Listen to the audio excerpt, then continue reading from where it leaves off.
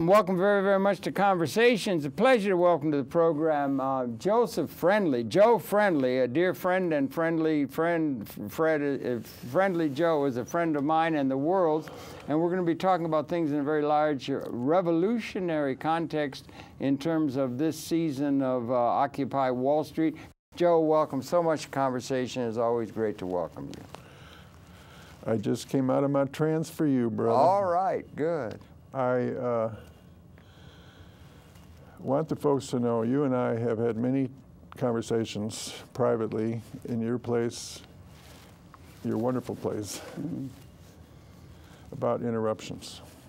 And my friends and I have talked about interruptions. And you and I recently have, and you said most recently, like yesterday or whatever, Joe, I'm never going to change. So please don't make me even consider again when to remind people that there is a more comprehensive focusing of our general problems with a systematic, you have a rap in that direction, which I was trying to talk you out of not doing anymore and doing a new rap. And then I thought, you must have wondered what today's show is going to be like. Is this going to be a fist fight for who gets to talk when and stuff like that? Because it is scary how our minds interact in that way. But then I thought of a special deal when I was kidding around before. I said, but wait, I got for you. A deal. You told me you had a deal. A Yiddish deal. Okay. You just say zero and just let me rap, which I could do on my own show, but I never set up. You got Josh in the control room. you know. But what we're really talking about is the revolution. Right. And what I laid on you, which you didn't get to print because it turned out to be 165 pages. Yeah, I don't know how. You didn't have the 17-page version. Well, that's what I should have had. But anyway, I know it's a thing I've read in the past. I don't know if But the joke was, when you were reading it just now, I threw in and by the way, I wrote it in 1996. Yeah. And it is so relevant now, and that's the kind of brain I just was born with. What I was doing in 1996 was looking to the year 2000 and saying, I can see what is wrong about society. Okay, yeah. And therefore, what is the appropriate thing to be done when it's that wrong? And what I called for was revolution by discussion. Right, a peaceful revolution. The name, I entitled the bunch of words, Joe Friendly's Plan for a Peaceful, but Total Revolution. Right, so total revolution is even stronger than fundamental change, but they're in the same family. That was the name of the show that you had 20 years ago when you first came to New York because of public access. So fundamental change. That phrase is what we're talking about right now. Yeah, right. It is. Yeah, absolutely. And I think so. How to make fundamental change is what the Occupy Wall Street people are scratching their heads about. I think you're right. And forcing all of us to scratch our heads about. And here's old Joe Friendly on the Harold Chandler Conversation Show, finally releasing to the world, doodly-doo-doo-doo. Here it is, and it's so simple. Revolution by discussion. And you didn't catch it right away, but I'll even go back to page 1. How about that? A special deal. But not all of it. I just want to get to the a plan for peaceful but total revolution in these United States. So public discourse, that's the big thing. Public discourse is being controlled by the mainstream media. And to imagine, it takes like a profound movement like Occupy Wall Street to say, no, their narrative, their control of the narrative is part of the evil. That they control our sense of true reality, what you call realpolitik. That whole world is rotten, wrong, guilty of murder. And what the 60s were complaining about was they could see it too, that we were living a lie. Everybody hated their job, got drunk at the happy hour, that it was a human tragedy, and the business world had successfully bought out Junior Scholastic and Senior Scholastic magazine. We were taught in high school and grade school, we have the best of all possible worlds. The businessman, the local car dealer, he's your friend. We're all one big, happy, prosperous family. All we got to do is take the wealth from the poor people around the world. Well, okay, yeah, you've said a lot there. I don't know. All right, so just let me roll. So, if you want, I was just showing that the words, I laid out words. I say, let's begin to create a government in waiting. with the confidence now in the discussion, we can see how it could fit together. We, the people, could create a government in waiting, begin a discussion. The main thing is the mainstream media is not part of the deal. And right now they have control of reality itself. What the mainstream media says is the news of the day has a grip on the American, like Hitler had a grip on his people. There's an edge to reality. There's a whole bunch of lies that the American people have been swallowed. Number one, you know me, is 9/11. That was a big, rotten, no good bunch of murdering by our own government. Well, okay, yeah. True. I mean, for one thing. So among the things, our government, the drug war. They had Nixon rejecting the Schaefer report that said, let's legalize it. He said, oh, really? No, here's our way to pick on the niggers. Come on. And those kids, those college kids, marijuana, yeah, and the drug, yeah, police state. So that drug war is part of our being a police state. And NDAA, police. So anyhow, it's, as far as fundamental change goes, we're just talking about how to do the words. And you got on your show a guy who should have used his time on my show, but what do I do on my show? You watch it. Don't put me on. No, it's good for you to have a chance to say something. So thank you. No, okay. Not at all. So let me read a little. If you want to, yeah, okay. Oh, I heard him say that. Okay, he said, yeah, okay. With the confidence that how we can create a new reality in which government and economic power and public communications are in public hands. So I said all three. Government, economy, communications, public hands. Now, what does that mean? You're saying goodbye to private property? Oh, you give me all that. Yeah. Forget about private property. We're talking about a blank slate, what we want to happen. We want public hands of the planet.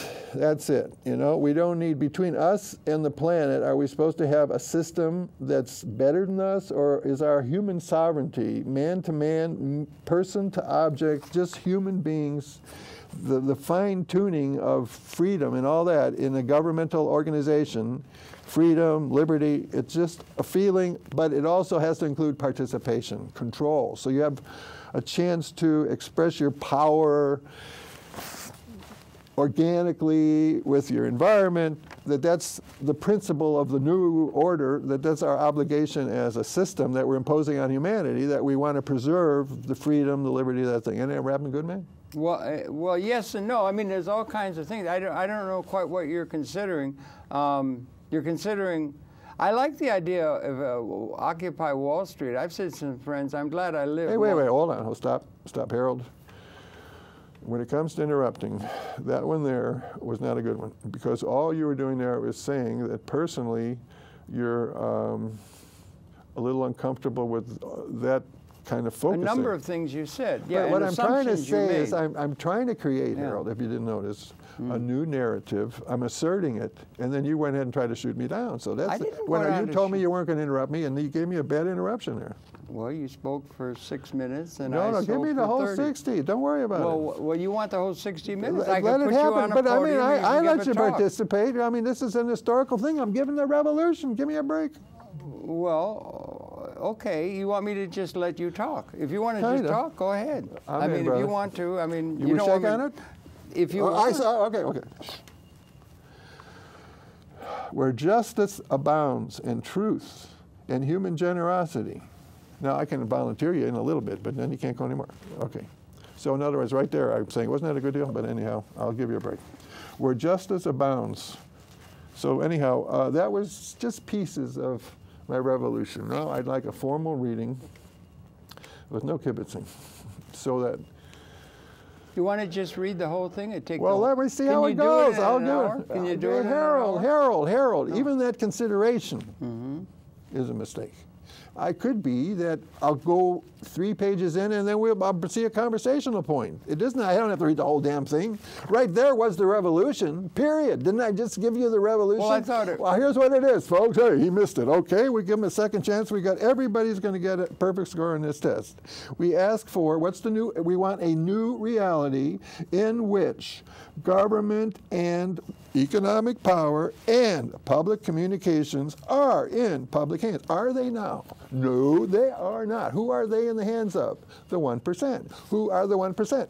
Well, they're a bunch of guys who have created a new morality. They have the suckers going for the churchy thing, but their morality says it's okay to kill people whenever it is to your advantage. End of story. That's all they care about, their advantage. So they cheat.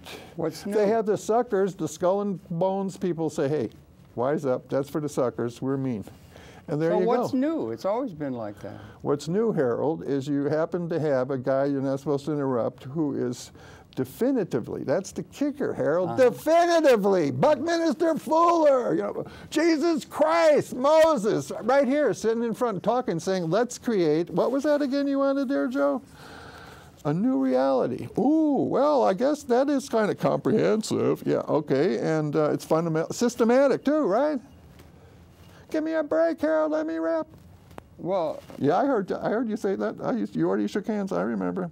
So we're talking about creating a new reality in which government, economic power, and public communication are in public hands. And we have to say, we don't have that now, especially the public communications, that they have been excusing and making okay a government turning against its people, feeding them lies to keep in power. And the only way to cope with that is to say, okay, that's true, all this stuff I'm saying, but that isn't enough. What we're going to do now is talk about the alternative, how to make the change from such bad stuff, which you keep interrupting, not letting me do. Okay, so I did identify the problem, and I'm talking about the fundamental aim we're aiming for with the new blank slate. Don't worry about private property. We're going to try to be fair and just. That's the rule. And let's just design according to those human principles. That's what the Occupy Wall Street movement is here urged to consider as the way to play the game where we're at now. But let's talk about the election process. Oh, we had the State of the Union. We had Carolina. It's all part of the same corruption. Like it says on my hat here, this is our replacement for the green plant. Let's replace our corrupt government. Okay, and what's the other part there? I can't read that.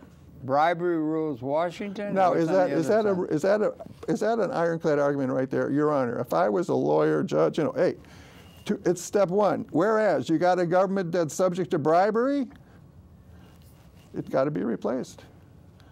You don't say, would you pretty please stop the bribing, right? Well, yeah. So we do need fundamental change. So what's fundamental change? It means not the Republicans and the Democrat game, but Joe, keep riding your revolution there, buddy, because I think we're going to get our revolution when you just finish getting it uninterrupted, you know what I mean? Okay, continuity, continuousness. What's this here now? Oh, the revolution. Okay, here it is. Truth. This I wrote in 1996. Truth that will make us free of our present government that is in the way of progress, that has sold us out and turned against us. Hello? Is that kind of strong language? You know what I mean? You know what I mean? That is crying for replacement. So we're trying to figure out how to replace it. Well, one way is we say, who are the good guys? And I have a list of possible good guys. You know, Amy Goodman's a good guy, and everybody on Amy Goodman should be, you know. But Tom Hartman is a good guy. In terms of a new narrative, a new voice for what are we the people want happening, what we do want is stop the killing. What we do want is the empire to politely excuse itself from its current operations and reconsider it. No, we'll have a new thing to do. But I mean, all kidding aside, we have a cruel empire happening. That's the reality. We are worse than Hitler. I mean, and the story I saw on YouTube, here's a Hitler story, Harold. On YouTube, if you just go to Project Camelot, Navy SEAL, that's it. Yeah, I watched it last night. Okay, so what we have there is a man who scored to get into this special unit. The SEALs, I think. What was SEAL his score? 6. His score was perfect. Now that's a special kind of brain, Harold. And there he was confronting the U.S. foreign policy with the job of being on site in Iraq in 1991, 2, 3, way before we had any formal hostilities happening. We were sending over Tomahawk cruise missiles with 250 pounds each of explosive, making a big pop. And to just make sure they popped just right, we didn't have our geo satellites cooking just right, so we needed a little help, human help. And so they had him right in place, right by the victim, placed. And he would guide it with a black box of electronics as if he was a pilot on an airplane. Mm.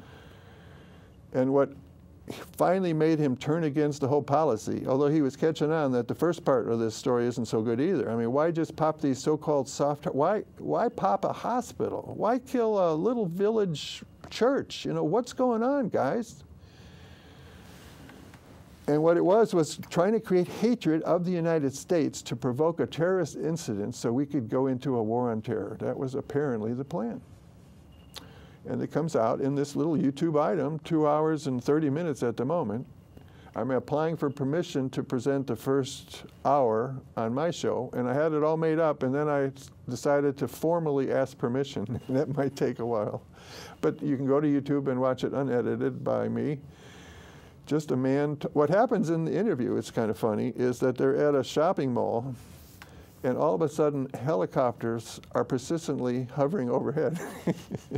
And so the hostess is paranoid that they're sending rays down because they've been following this guy. Mm.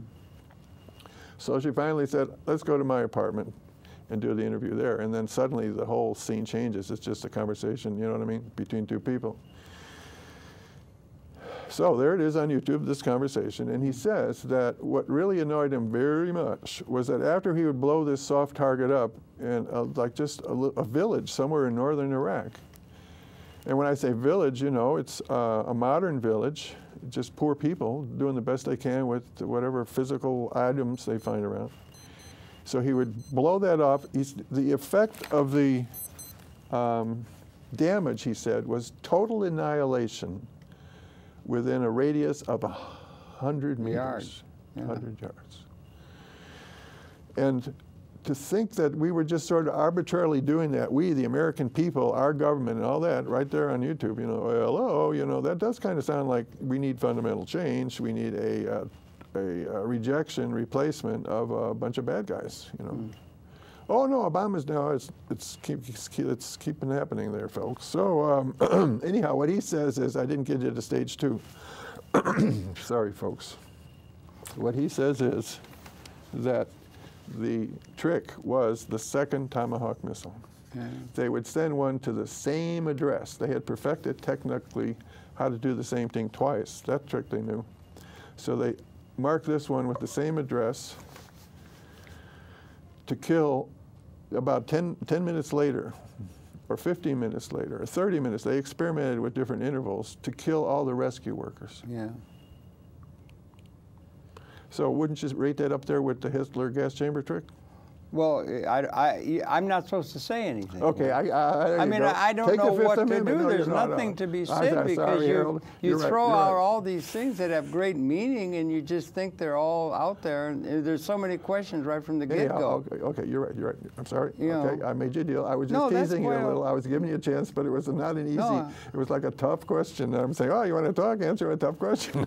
No, but the idea of a revolution that's going to bring justice. We make a revolution right here on the show. If I wouldn't get so interrupted, I could give you a whole revolution. No, but why should there be a revolution that's going to bring justice when there's never been universal justice in the history of mankind? Okay, I got the question. Don't repeat. I got the question. Well, oh no, you're repeating. What? I heard your question. It's a challenging question. Why should there be a solution? That's your question. No. There never has been before. Why should be progress? You think there could be human progress? You're like one person. What? How could one person claim to have in 1996 said it's so nice? You know what I'm talking? Well, I'm just asking you. I mean, I would ask you. Oh, you're asking? Okay, shut up already. I'll give you the answer. I lost my voice. Oh, you're going to have to do all the talking for now. Would you read it for me? No, I'm kidding. Okay, here we go. I mean, I agree with you. There you go. For the record, there was agreement. Why now? Why now? And what is I'll tell you why now. It makes it possible now because when it hasn't ever been in history. You got an excuse not to go to Liberty Plaza.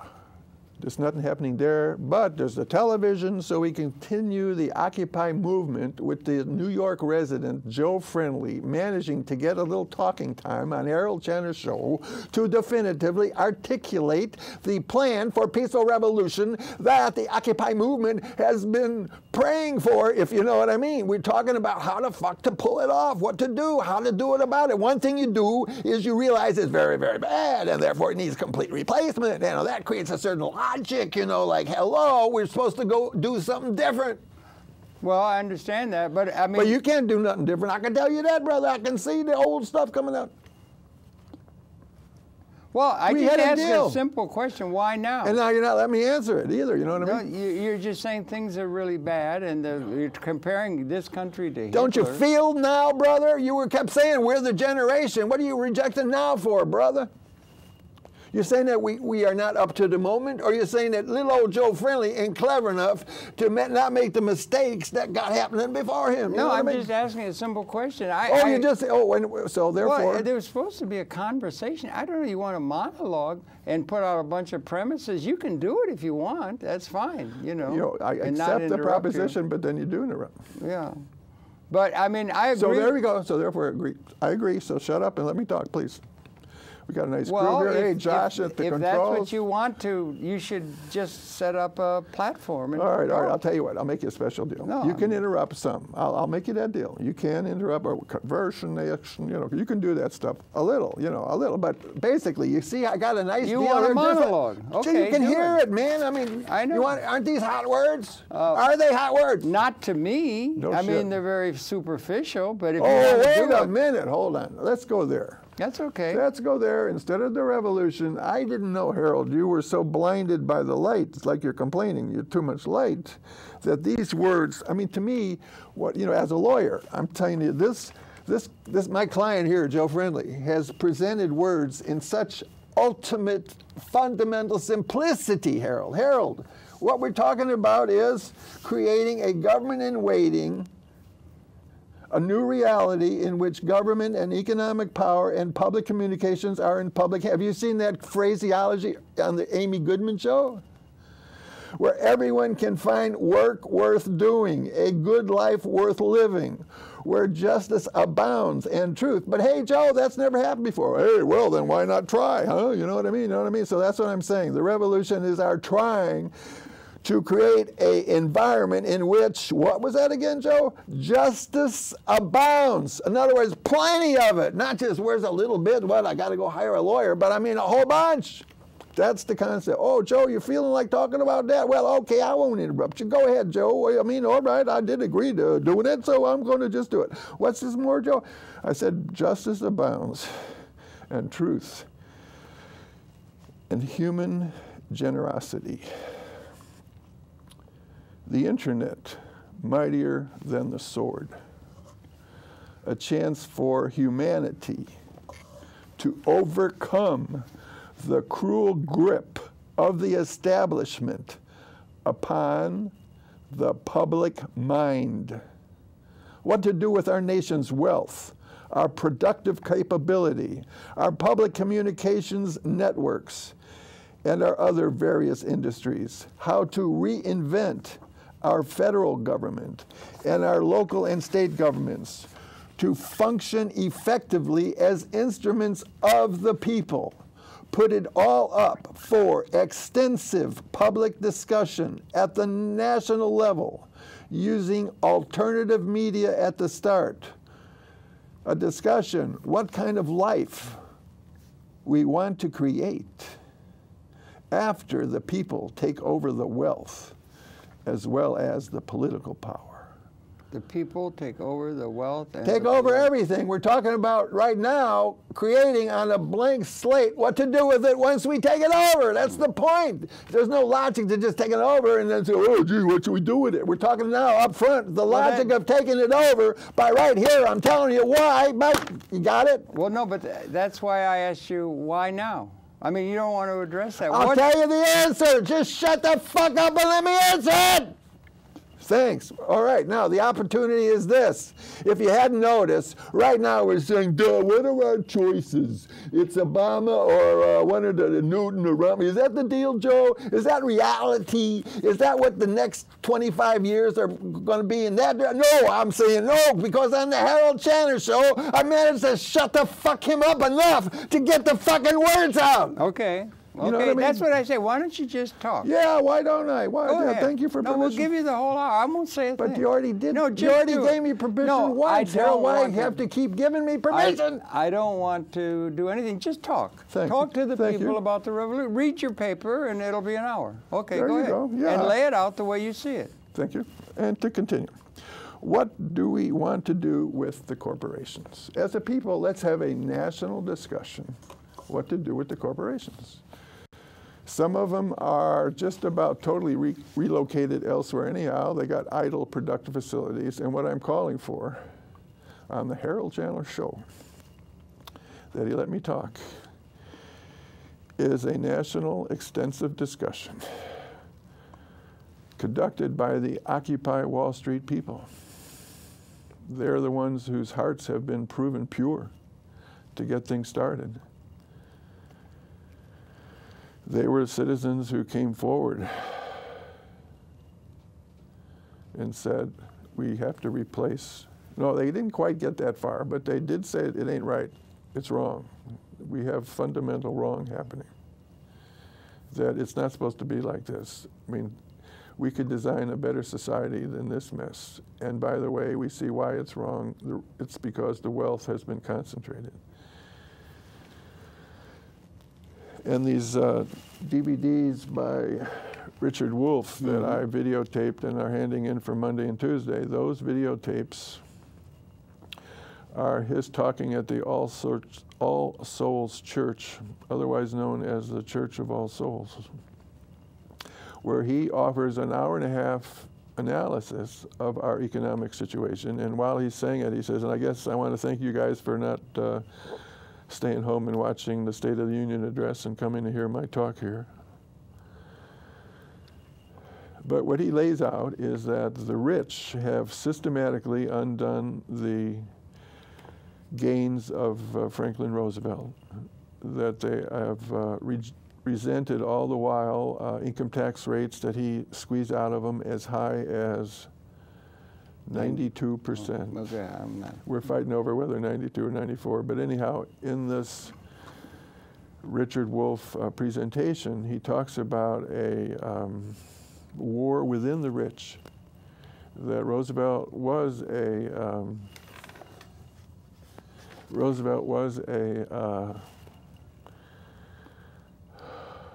member of the rich, and he talked to them rich to rich and said, you're going to pay 92% interest as a compromise after first he demanded an actual cap. But to continue, Joe, so you got a chance to read your Revolution? Yeah, what's it say? What you want, a national discussion? Give us some of the more words here so the Occupy Wall Street can stake a little ownership on the concept here. We're talking about a public discussion for fundamental change, how to achieve a government in public hands, an economy in public hands. What that means, public, it means public control with justice abounding. It means giving flesh to the promise I heard recently about every child having full opportunity. Imagine that, full opportunity. No matter who or where you got born at, that situation, somehow you have a laptop that hooks you up with the world. All its libraries, all its intellectual property. Every citizen has that access from childhood, your own computer. That would kind of achieve a good hunk of that opportunity action. You could get a whole lot done with just a laptop, solar powered. Nice storage battery. So Joe, you got this, let's see, here we're talking about we want state governments to function effectively as instruments of the people. Have a national discussion. Now, who's going to conduct the discussion? That's it.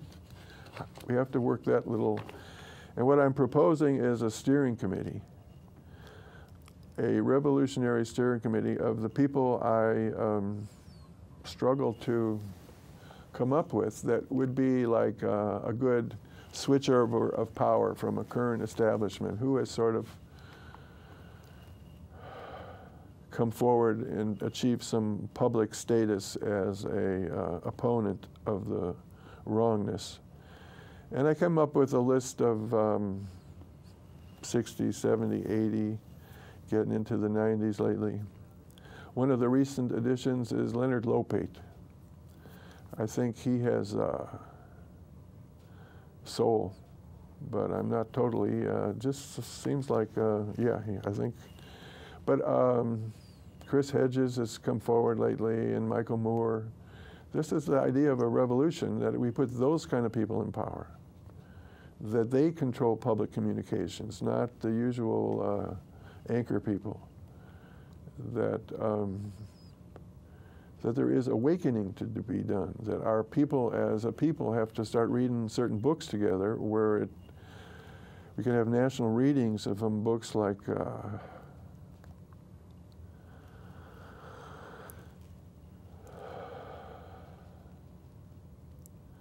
William Blum.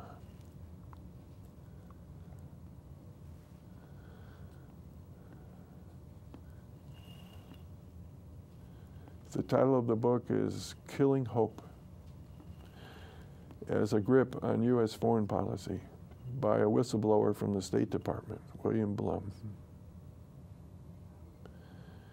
And as a people, were we to just read that, we'd see that we are in the Hitler category, that we've been on the wrong path, that we've been doing a lot of cruelty unto democracy. Horrible stories, country by country, that we as a people should read out loud and properly feel ashamed of. We should face our victims. We should wonder out loud, what to do about it. But there are truths to be told, and our foreign policy is a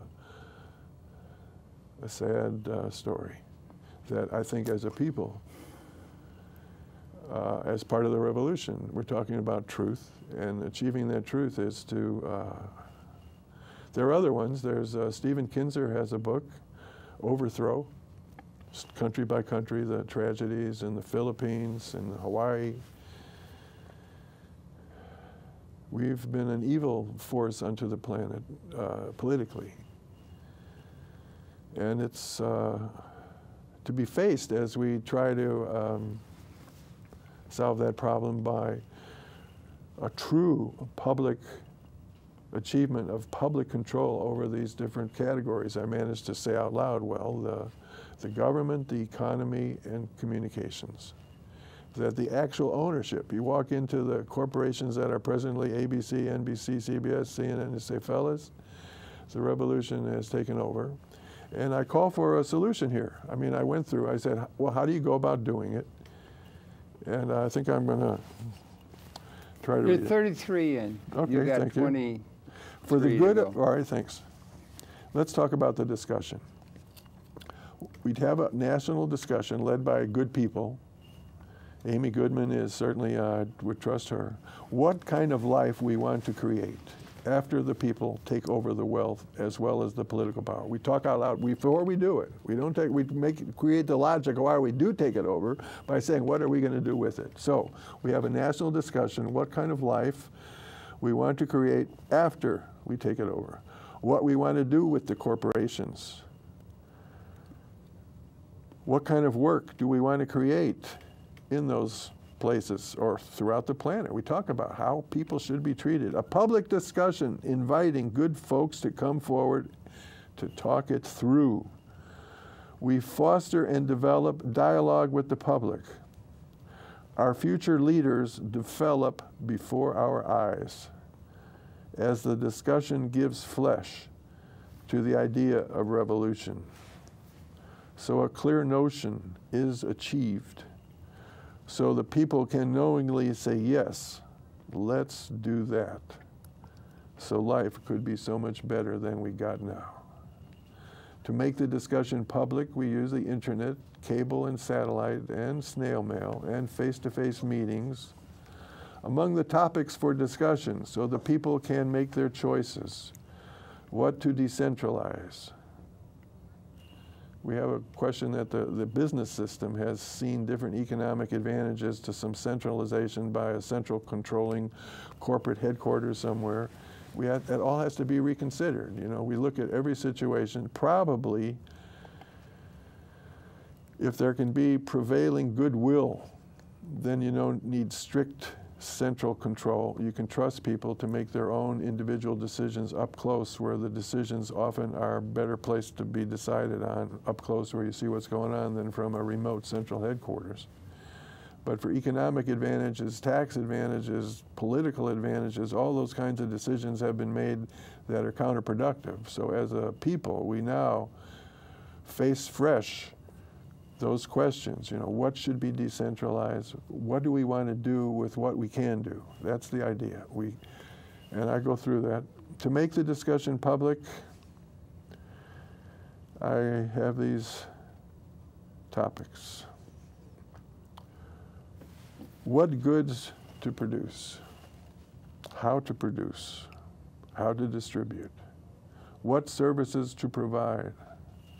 It's as if we had already a nuclear catastrophe in which the present was all destroyed, or we came upon this from another planet and we see all the stuff that hadn't been destroyed but there's no people around. That we invite those kinds of considerations to basically ask, as a people, looking at the stuff around us, what is the wise thing to do with where we're at now, with it not being blown up, even though from the stories I've already told you, we deserve to have burned up. We have been such a nasty people unto the world, by the grace of whoever you want to give credit for.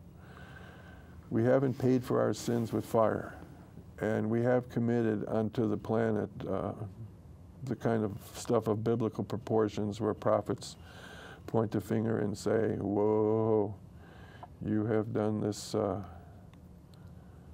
huge murder, destruction, ruination.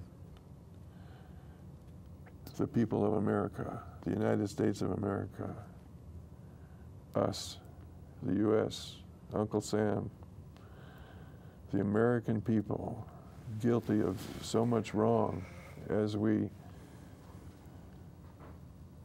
struggle to come to grips as a people with the truth, given the situation of a public media control by the 1%, the bad guys, who make fun of us whenever we challenge to really take over the authority of who gets to define reality. That's the issue, who gets to define reality.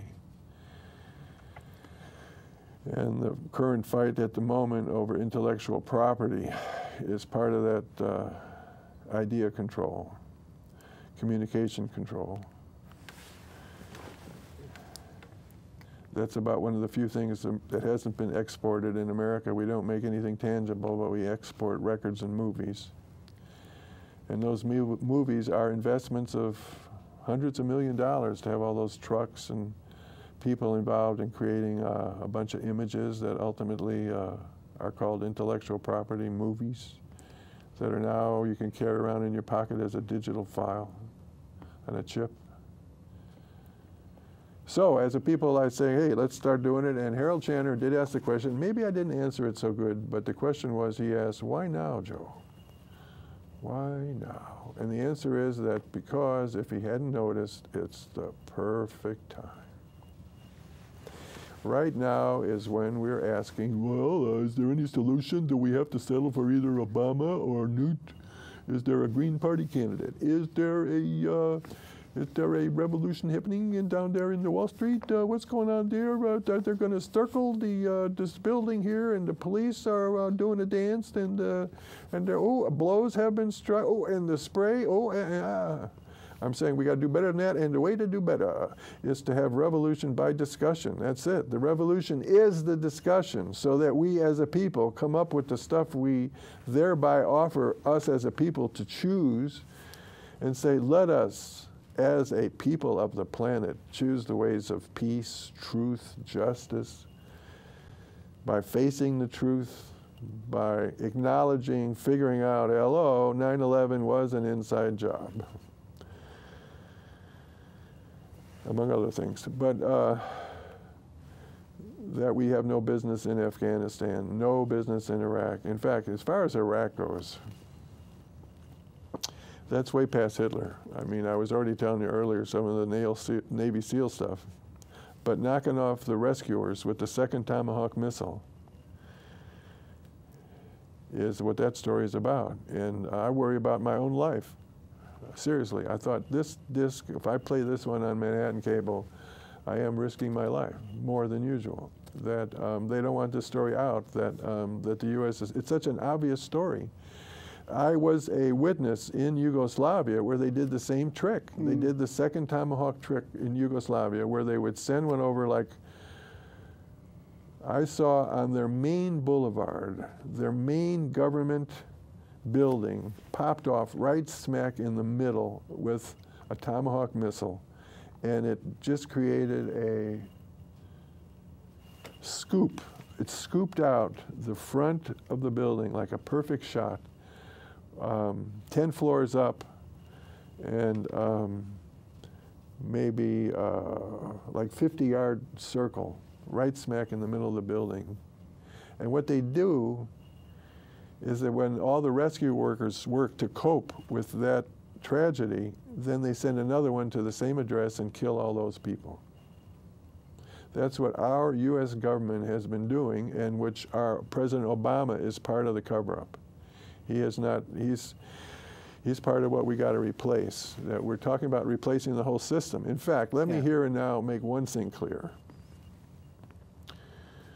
The system of parties, Republican and Democrat, is of itself corruption. As I put here, what we want to do is create a situation where government is people honestly reasoning together.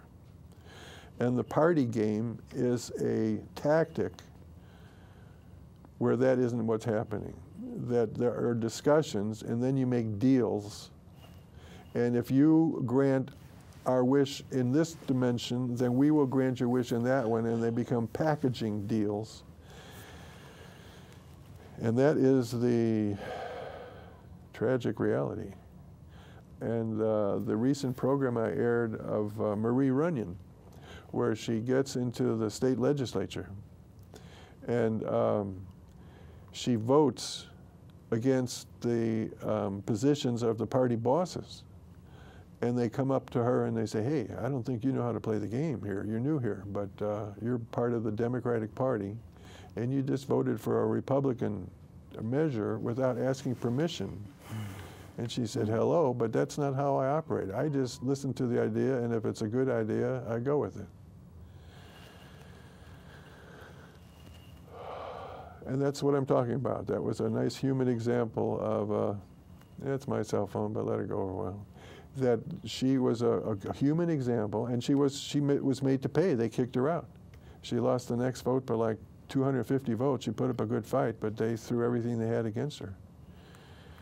And the entire Democratic-Republican game is our election. That's the charade. That's what gives people control. That's like an advertising gimmick to say, yeah, no, this is a democracy because we give you a choice. You got A and B, Democrat and Republican, and as far as you're trying to be a third party, hello, that opportunity has been sabotaged by the powers that be. The 1% do not allow anything happening without big-time money paying people to get petition signatures. That's how it's done. You pay them money, and then you get your petitions, and you got to have them spread out, petitions from every group in the state. And anyhow, what I'm saying is we're not going to play that game anymore. I'm talking about replacing the whole system. But that is part of the current wrongness that I want to make the case that it does have to be replaced. That's not the way things are supposed to be. That we've been picking on Cuba because they have a one-party system, but they try to make their one party very democratic rather than bosses. And that is indeed what is a solution. That what we're talking about is democracy instead of the party game. We're talking about people genuinely acting in good faith. That's the new religion. Act in good faith. Try real hard for your heart to be comfortable with what you're doing. That's the new social order. Joe, yeah, I'm reading. Okay, publicly owned public communications, providing a variety of avenues for art and truth to reach the public. Yeah, I'm saying we take over public communication. How do you do that, Joe? We talk about them being publicly owned. We pick the people, but we now talk about out loud how people should be treated, so we feel there's justice happening, that when there's a good idea, everyone has a chance to express it. That's something different than the business world where you're playing politics, where you're worrying about the favor of your bosses. That's the fundamental change here. We're talking about each citizen voting for one head of 7 national TV networks, 10 national radio networks, 3 national news magazines, 3 national newspaper chains. We create those as public items, as an alternative to the commercial control. And I'm just offering that as a model. When we're saying public communications, what are we talking about? We say, well, the corporations got us this far as what organizations can do, but now we're talking about organizations in which the mentality is actually pro-people. That's a new thing to happen, a pro-people mentality happening within the institutions, even what used to be corporations, where you had to worry about corporate policy that was a polite way of saying, you suffer so we get rich. Instead of that, instead of suffering, every citizen, every participant has an opportunity to have their full human dignity respected.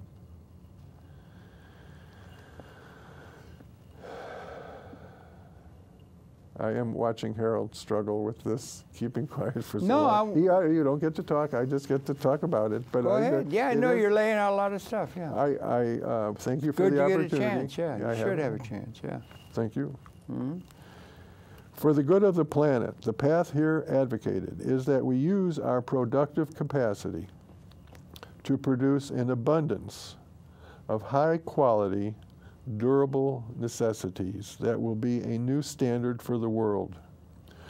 We create a, I'll let you read this one out loud for me. What's that one saying? We create a post-scarcity environment, is that? Hey, I like that. He said, we create a post-scarcity environment and greatly simplify the marketplace. No more gimmicks. The straight truth. An end to the selling games and wasteful packaging.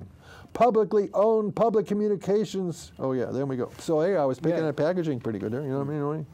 A new respect for the customer as co-owner.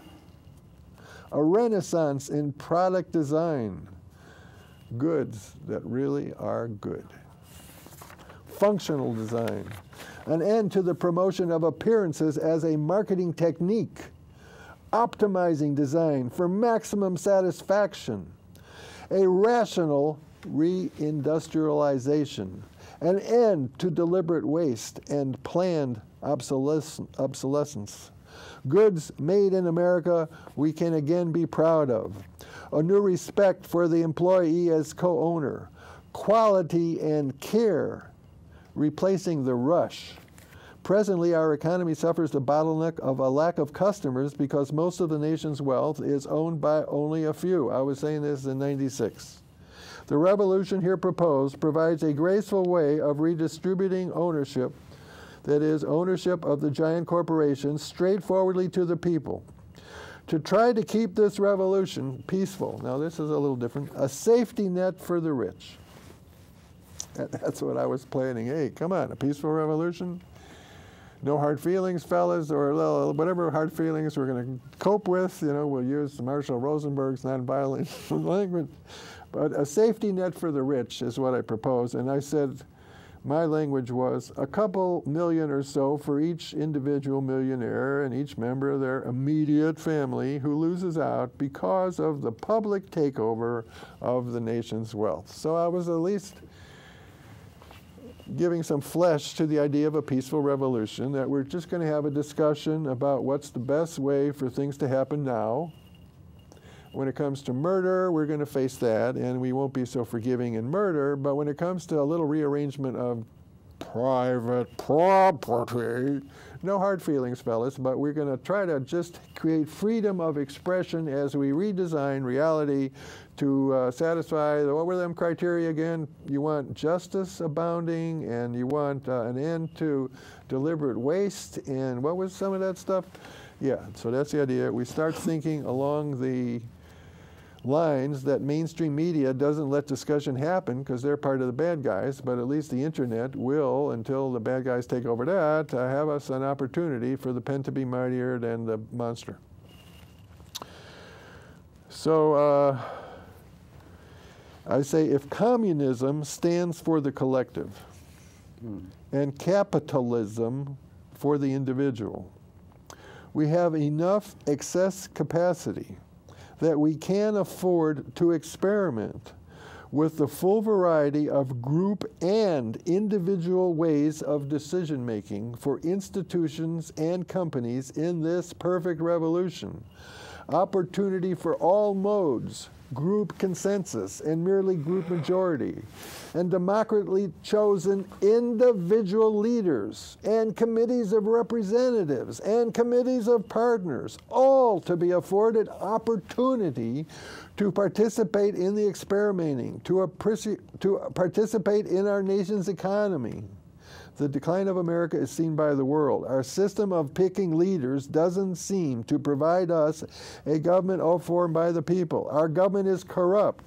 Instead of honest reasoning together by our so-called representatives in our legislatures, we have votes for sale. Everyone knows it, yet our system is so out of control, we seem to lack the means to restore a true democracy. Well, now we're starting to do that with Occupy Wall Street. They're starting to say, hello, we're going to try to do it. We now have dysfunctional government, legislators who don't really reason together honestly and therefore cannot solve our nation's problems. We are not using our incredible productive capacity for the good of our people, the world's people. And here's a way to have power in worthy hands, a way of, what do you want here, Joe? What's the deal? What's the revolution? A way of human harmony, a way of humans thriving, a graceful revolution. Peaceful because it will be apparent to nearly all of us this is the way.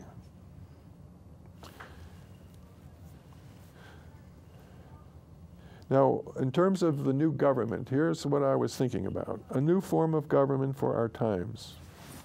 Using television, the telephone, the computer to replace Congress with the people.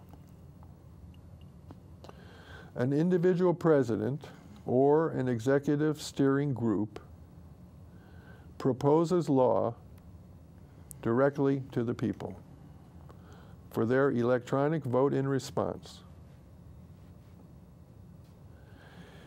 This is a proposed method of national discussion among the people as the replacement for Congress. That never managed to get people reasoning together anyhow. That went into the party tragedy. This proposed method of national discussion among the people. Individual citizens who feel they have some message of value to offer to a national discussion via keyboard or in-home video production, have their message first broadcast to a small number of other individuals for their vote, whether it is worth broadcasting to a larger group. If an offering survives a number of lower levels of approval, it is eventually broadcast to the whole nation.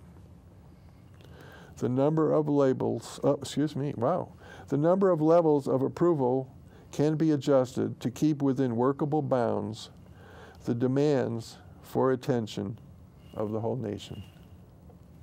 In addition, we can choose regular discussants discussers, whose opinions and powers of analysis we come to value on all or particular subject areas. In fact, since I said that,